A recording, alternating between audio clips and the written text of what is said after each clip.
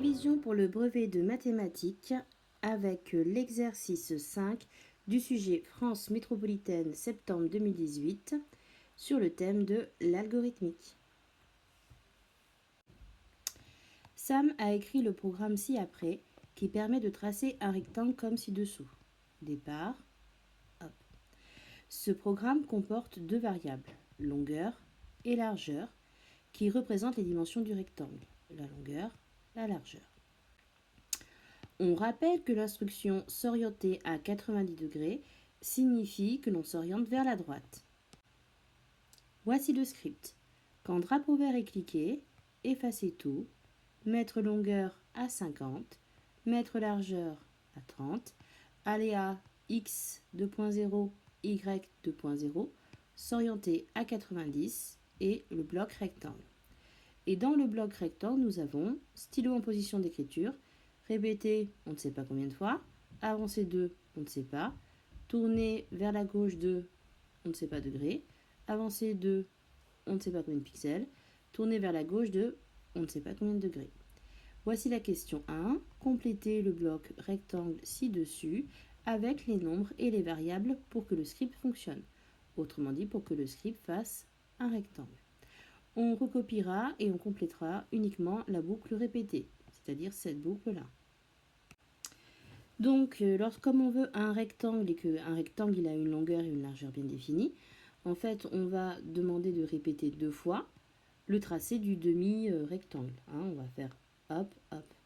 Donc, c'est pour ça qu'on lui dit d'avancer de longueur. Ensuite, de tourner de 90 degrés vers la gauche. Donc, comme on allait par ici, si je schématise en pointillé, on allait par là. Tourner 90 degrés, du coup, vers la gauche, ça va nous orienter comme ça. Et donc après, on avance de largeur, hop, et pour que le lutin continue dans le bon côté, vers le bon côté, il faut le faire à nouveau tourner de 90 degrés vers la gauche.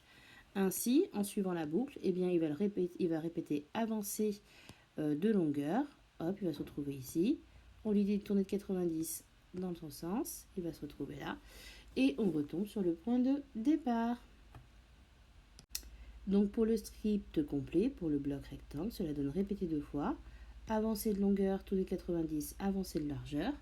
Et donc si on répète, avancer de longueur, tourner 90, avancer de largeur, tourner 90. Question 2. Lorsqu'on exécute le programme, quelles sont les coordonnées du point d'arrivée et dans quelle direction est-on orienté? Alors, lorsqu'on suit le script, quand drapeau vert est cliqué, effacer tout, on lui donne une dimension pour longueur, une dimension pour largeur. On commence à 0, 0. Donc, c'est-à-dire qu'ici, on part de 0, 0. On va avancer, donc, si on suit le bloc, de 50 pixels.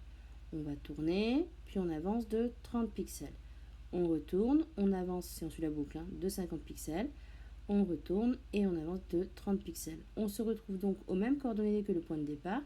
Et comme le script se finit par tourner de 90, donc cela signifie qu'au final, notre personnage arrivé là, il va s'orienter par ici, donc vers la droite. On pourrait donc répondre que lorsqu'on exécute le programme, le point d'arrivée a pour coordonnée celle du point de départ, c'est-à-dire x égale 0, y égale 0, enfin x0, y0, et qu'on est orienté vers la droite comme au départ. Donc on revient dans la position initiale. Si vous avez ce genre de questions, même s'il n'est pas demandé de faire un schéma, n'hésitez pas à en faire un, au moins en brouillon pour voir ce que ça donne, puisque n'ayant pas d'ordinateur, vous ne pouvez pas tester. Donc le mieux, c'est de suivre les instructions au brouillon, en espérant ne pas se tromper. Alors à présent, on nous dit, Sam a modifié son script pour tracer également l'image du rectangle par l'homothétie de centre, le point de coordonnées 0, 0 et de rapport 1,3. Petit a, compléter le nouveau script de Sam donné ci-contre afin d'obtenir la figure ci-dessous. On recopiera et on complétera les lignes 9 et 10 ainsi que l'instruction manquante à la ligne 11. Donc ce qu'on nous demande de recopier, c'est cette partie-là. Donc voyons comment il a modifié son programme. Quand drapeau vert est cliqué, ça reste pareil. Effacer tout, ça reste pareil. Longueur, largeur, on reste pareil. Tout le début, c'est pareil.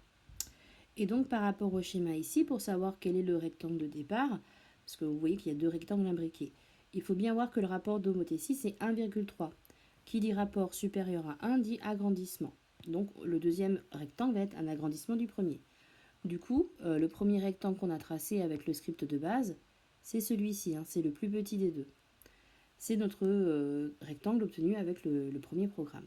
Et donc, il complète en mettant attendre 3 secondes, mettre longueur à longueur fois, mettre largeur à fois, et un bloc qui manque. Alors, on a une homothétie de rapport 1,3, ce qui veut dire que toutes les longueurs sont multipliées par 1,3. De ce fait, si on complète le script, eh bien, on va mettre longueur à longueur de départ fois 1,3, on multiplie, et pour la largeur, pareil, on va faire largeur fois 1,3. Et pour que le grand rectangle ici soit enfin dessiné, il faut ajouter le bloc rectangle. Donc ce qu'il fallait répondre sur la copie, c'était ceci, cette partie-là. Puisque notre longueur est multipliée par 1,3, notre largeur aussi, on trace le rectangle. On se rappelle qu'on avait bien vu qu'on revenait au point de départ tout à l'heure. Et donc, on va obtenir cette fois ce rectangle-ci. Question petit b. Sam exécute son script. Quelles sont les nouvelles valeurs des variables longueur et largeur à la fin de l'exécution du script? Alors, comme on connaît les longueurs de départ et le coefficient d'agrandissement, ça n'est pas bien compliqué. Pour la longueur, on fait 50 fois 1,3, cela donne 65. Et pour la largeur, on fait 1,3 fois 30 et ça donne 39.